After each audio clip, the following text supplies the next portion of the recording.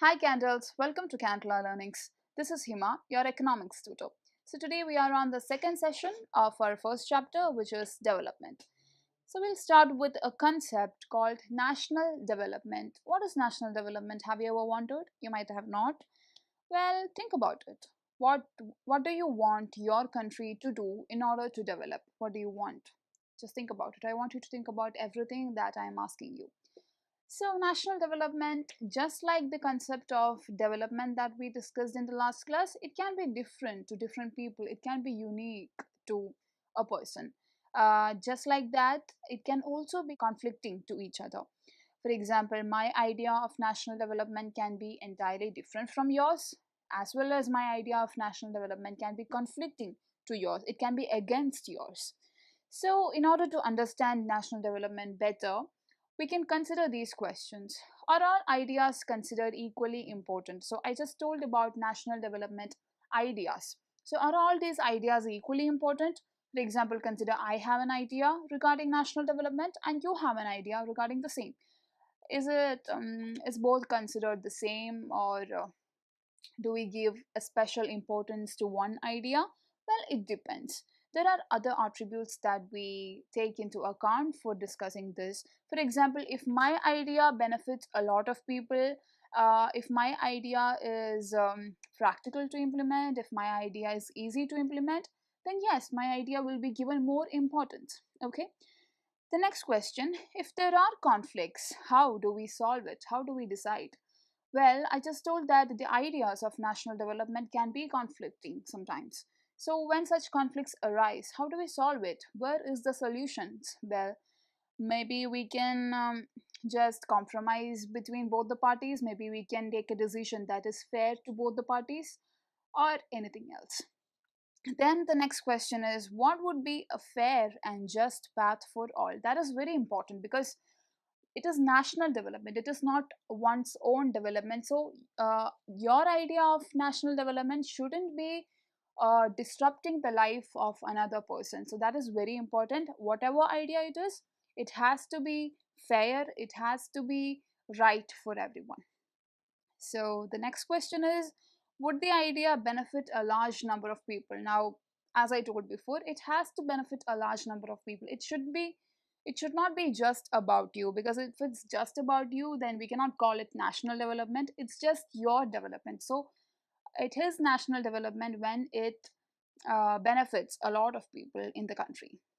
Okay, so how do we compare different countries? Do we have any one attribute that we use to compare countries, or do we have a lot of attributes? Well, we can see that income is an important attribute that we use in order to compare countries. When a country has higher income, we can say that that country is rich. When a country has lower income, we can say that that country is comparatively poorer.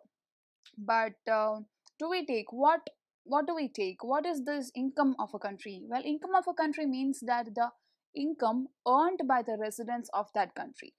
Well, we do not take the total income of the country, because total income of the country wouldn't give us a precise data, because it doesn't take into account the population of a country, because the populations of different countries are different. So we have to consider that while we calculate the income of the country, otherwise it wouldn't be accurate enough.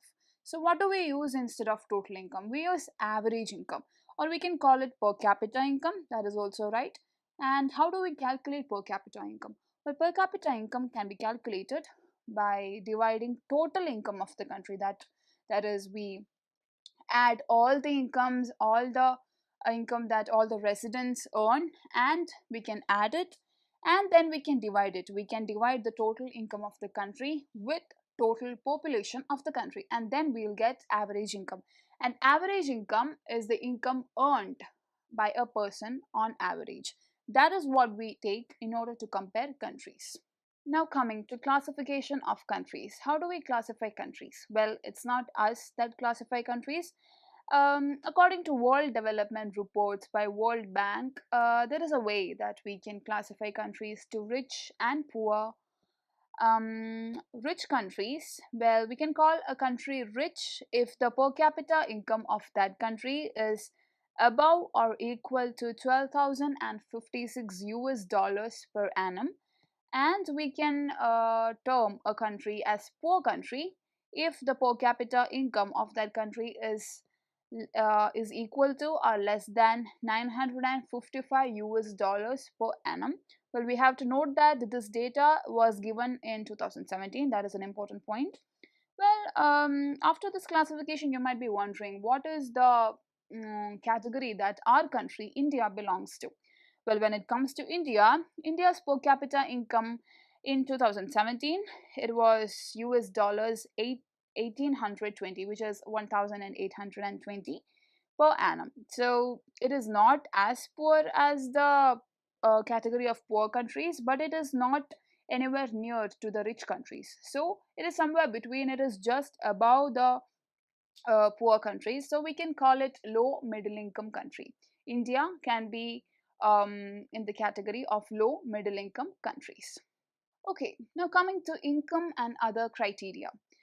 In the session where we discussed development, we told that it's not just income that matters, but a lot of other things like respect, social acceptance, etc. Right? Similar to that, when we compare two regions, when we compare two countries, or when we discuss about the development of a country, national development, it's not just income, rather, a lot of other things. Of course, per capita income is an important thing while when it comes to comparing countries, but there are other things as well. For example, infant mortality rate. What is infant mortality rate? Well, it calculates out of 1,000 children born, how many babies die before they turn 1 year of age. So that is what infant mortality rate is. Just think about it, how tragic it would be. A baby is born, and before even turning 1 year old, the baby dies. That is what infant mortality rate is. The next one is literacy rate. Literacy rate calculates the rate of people who are literate, who are educated. So that is literacy rate. And then there is net attendance ratio. Net attendance ratio is the ratio of children attending school, like you, children attending school. That is what we call net attendance ratio. So these are the important attributes that we use when we have to compare states or countries, etc. There are a lot of other attributes too, but these are the main. So let's just take an example. Let's take Kerala and Haryana for example. When it comes to per capita income, Haryana is above Kerala. But when it comes to other attributes like infant mortality rate or literacy rate, Kerala is above Haryana. So, what does that mean? Just with one attribute, that is income, we cannot say that one state or one country is better than the other. We have to take into account a lot of attributes like we did now. Okay, so now we are coming to the end of the session. Let's just rewind what all we learned today. Today, we learned about national development.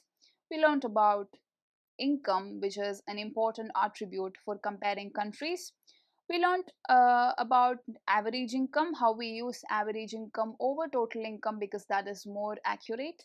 We learned the formula of average income, which is also called per capita income, and the formula was total income of the country divided by total population. We discussed about the classification of countries to rich and poor. We also discussed how per capita income, infant mortality rate, literacy rate, net attendance ratio, and other things are really important when it comes to comparing states or countries. So that was today's session. I hope you understood everything. I hope it was informative. So thank you so much.